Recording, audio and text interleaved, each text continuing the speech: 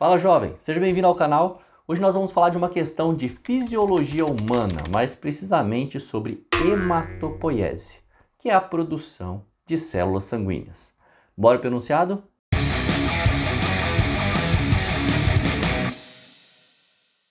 Questão 65, cobrada na Unesp 2024, primeira fase, diz o seguinte: analise o gráfico que apresenta a porcentagem de células sanguíneas, hematopoiese, que diferentes órgãos humanos produzem ao longo das fases pré-natal e pós-natal. Olha que bacana esse gráfico. Ele mostra pra gente aqui, no eixo Y, a porcentagem de células sanguíneas de 0 a 100. E no eixo X, nós temos duas situações. A fase fetal, mostrada em meses, de 0 até 9 meses. E após o nascimento, após a fase pré-natal, a fase pós-natal, temos de 0, passando por 10 até 70 anos. Aqui está mostrando a idade, beleza? O que um aluno que vai para o vestibular precisa saber sobre a hematopoiese é bem simples. Primeira coisa, que as células do sangue são formadas por tecido conjuntivo hematopoético. Esse tecido pode ser dividido em duas partes. Primeira, mieloide. Segunda, linfóide. Vocês já perceberam onde eu quero chegar, né? O tecido conjuntivo hematopoético mieloide é encontrado principalmente na medula óssea. E a medula óssea, como o próprio nome diz, é encontrada dentro dos ossos. O tecido conjuntivo hematopoético linfóide é encontrado em órgãos linfóides, ou seja, no timo, no baço, nos gânglios linfáticos, nas amígdalas, que hoje nós chamamos de tonsilas palatinas. Então são todos órgãos considerados linfóides. E o que é produzido por esses tecidos? Por exemplo, o mieloide são as seguintes células, eritrócitos, que são nossas hemácias, responsáveis por transportar o gás oxigênio. As hemácias são as famosas células vermelhas do sangue, os glóbulos vermelhos. Os leucócitos, que são o que nós chamamos de células brancas do sangue, realizam a defesa. Esses leucócitos são muitos, basófilos, eosinófilos, vários tipos de leucócitos, tá bem? E os trombócitos. Os trombócitos são as plaquetas. Estas são responsáveis pela coagulação sanguínea. Então elas impedem a hemorragia no caso de um sangramento, Forma a casquinha ali na nossa pele. Percebam então que nós temos 3 grupos de células sendo formadas, sendo que esse terceiro grupo aqui, na verdade, não são células inteiras, são restos celulares que formam as plaquetas, tá? E aqui, no tecido conjuntivo hematopoético linfóide, nós temos como produção os linfócitos ou plasmócitos, que são responsáveis pela produção de anticorpos, produzem proteínas que neutralizam invasores. Essa é a função básica dos anticorpos. Percebe que o enunciado dessa questão já nos dá a possibilidade de revisar o tecido conjuntivo hematopoético, que te ajuda em outras situações, em outras questões também. Mas olha só que bacana que é esse gráfico. Analisando ele bem tranquilamente, nós temos aqui que na fase pré-natal, o saco vitelínico começa a produzir células sanguíneas no feto, Depois essa função passa para o fígado. Olha que interessante. Mais ou menos depois de 1 mês, antes de 2 meses, passa para o fígado. Depois o baço também entra nessa disputa de produção de células sanguíneas no feto. E aqui, a partir do 4º mês, começa a produção pela medula óssea. E essa medula óssea ocupa a produção de células sanguíneas, inclusive na fase pós-natal, depois do nascimento. Nasceu, olha lá, 10 anos, a tíbia produz, mas para com 20 anos. Depois, entre 20 e 30 anos, quem para de produzir é o fêmur. E assim vai, nós temos uma produção enorme e observando nós temos as vértebras produzindo mais, Depois o externo, que é esse osso do peito, que junta as costelas, né? E as costelas em terceiro lugar aqui, quarto lugar, ossos pélvicos, que são os ossos da bacia. Então nós temos principalmente a produção de células sanguíneas, a medula óssea das vértebras, do externo e das costelas. Vamos para o comando da questão. De acordo com o gráfico, as células sanguíneas são produzidas no início da fase pré-natal por um anexo embrionário que reserva excretas nitrogenadas. Vamos lá.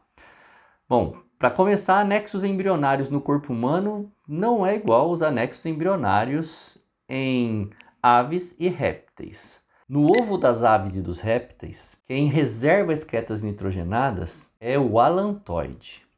E aqui, o único anexo embrionário destacado, o saco vitelínico. Só que ele não é responsável por isso. No corpo humano ele atrofia e no corpo das aves e dos répteis, esse saco vitelínico reserva vitelo, que são os nutrientes que os embriões vão utilizar ao longo do seu desenvolvimento. No nosso caso, não reserva vitelo porque existe o cordão umbilical comunicando a placenta, órgão materno, com o feto. Então, ele é atrofiado.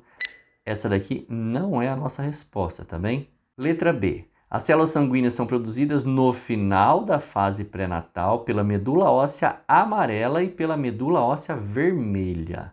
Bom, aqui a gente arrisca a amarela. A medula óssea amarela produz bastante adipócitos, células de gordura. O exercício não traz a divisão de medula óssea amarela e vermelha. É a medula óssea vermelha que produz mais células sanguíneas. Ela que está em grande quantidade, por exemplo, nas vértebras, no externo, nas costelas. Então, anula a letra B pela medula óssea amarela. Letra C. As células sanguíneas são produzidas na fase pré-natal por um órgão responsável pela produção de sais biliares. O órgão que nós conhecemos responsável pela produção de sais biliares é o fígado. E no ensino médio a gente estuda o fígado na digestão das gorduras. Quando a gente fala digestão de gordura, sais biliares emulsificam a gordura, pega a gordura grande e quebra em gorduras menores. Lembrando que os sais biliares não possuem enzima. São sais mesmo, glicocolato, taurocolato, que vão diminuir o tamanho das gorduras que nós comemos, tudo bem?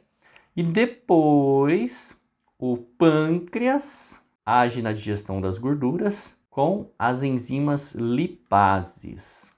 Olha que interessante então, o que a gente estuda no ensino médio em relação à digestão da gordura é isso, ó. Em primeiro lugar, liberação de sais biliares, quebra gordura grande em partes menores. Lembrando que esses sais biliares ficam armazenados lá na vesícula biliar.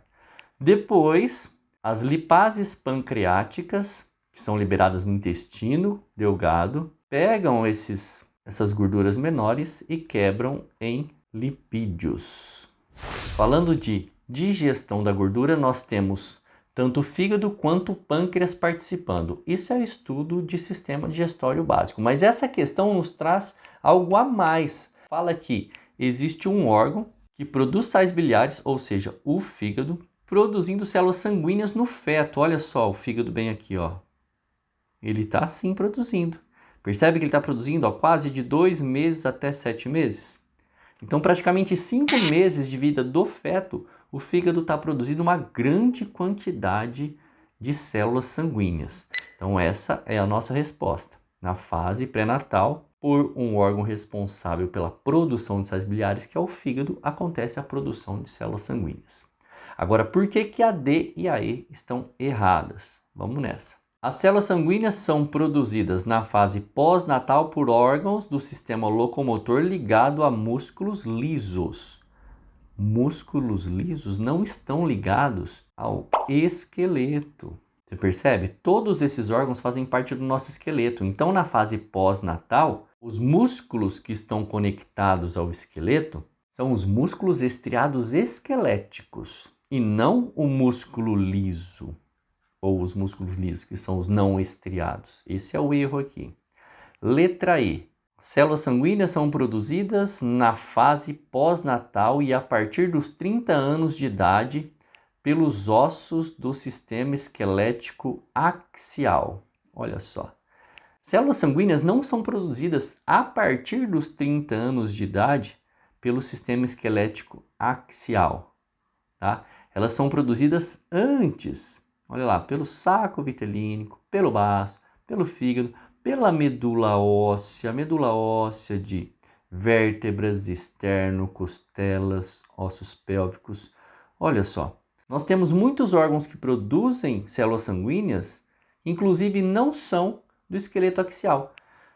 Por exemplo, aqui, ó, falando de esqueleto, a tíbia e o fêmur não fazem parte do esqueleto axial, fazem parte do esqueleto apendicular. Lembrando que o nosso esqueleto é formado pelo esqueleto axial, que é cabeça, pescoço e tronco, e esqueleto apendicular, que são os braços e as pernas, né? Coxa, perna, antebraço, braço, esses que ficam pendurados no eixo do nosso corpo, né? Então, nós também temos a produção de células sanguíneas por outros ossos. O próprio exercício já traz para a gente aqui a tíbia e o fêmur. Espero que você tenha gostado dessa resolução. Se gostou, curta, comente e compartilhe. E dê uma olhada se você é inscrito no canal. Se não for inscrito, se inscreva e ative o sininho de notificação. Saiba também que o professor já ativou o recurso Seja Membro. Então, se você quiser ser um apoiador desse canal, vai lá, dá uma olhada e comece a ser um membro para ajudar o professor a produzir mais conteúdo aqui para você. Vou ficando por aqui, beijos e abraços, fui!